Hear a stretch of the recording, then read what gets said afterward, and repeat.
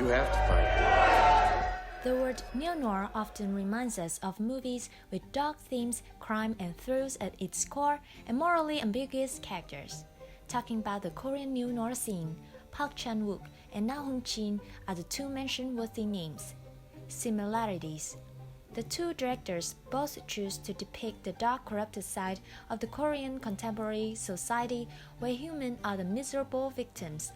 Through the movies, we as audiences can witness the moral degradation of the characters as they were helplessly influenced by the brutal, evil external factors, which in the end lead them down to the tragic, poignant path.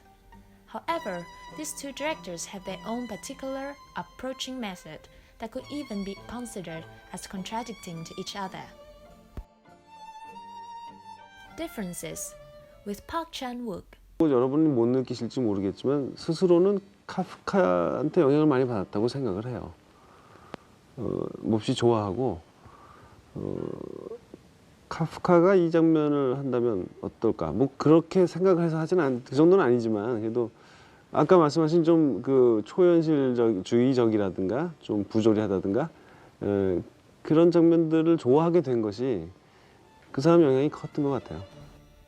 While with Na Hong-jin, he said, I feel that realism is the most effective way to share your vision of a story. To me, it seems to be the most intelligent approach. This main difference between the two directors is evident in their way of using sounds and colors. Park Chan-wook has a lot of background music in his movies.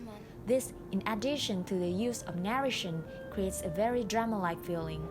Generally, the music creates an atmosphere almost like a fairy tale, which sometimes makes a very distinct contrast with the vulgar nature of the film. Doesn't use as much background music. Na Hong-jin prefers diegetic sound, especially during the violence and torture shots, to strongly enhance the audience's hair-raising impression.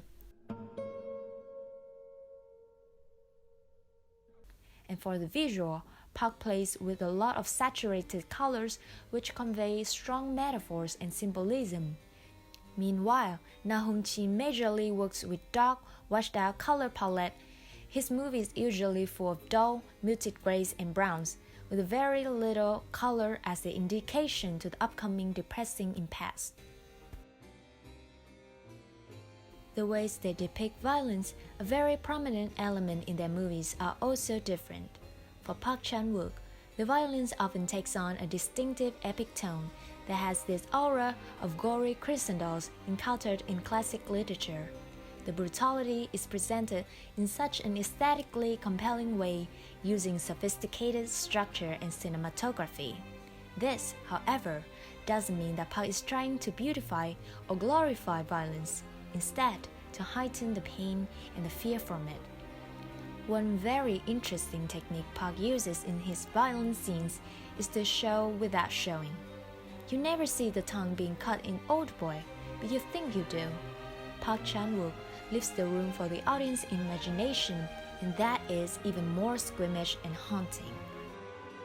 Na Hong-jin, on the other hand, gives the audiences very clear, real and graphic footages.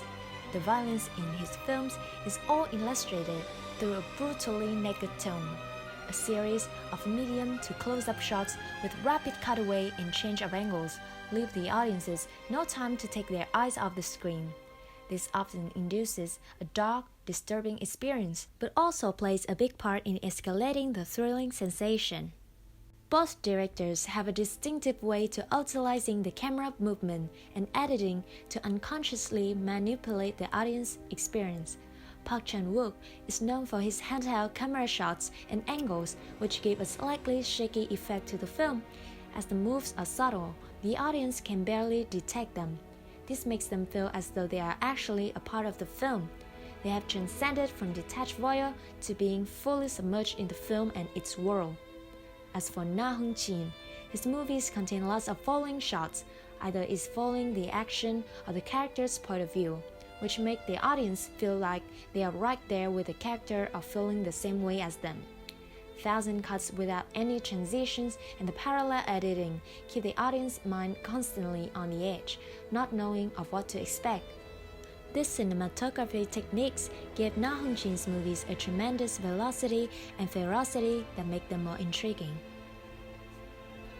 In general, while Park Chan-wook and Na Hong-jin both touch on sensitive, thorny topics of South Korean post-modernization society, their aesthetic styles are quite dissimilar to each other.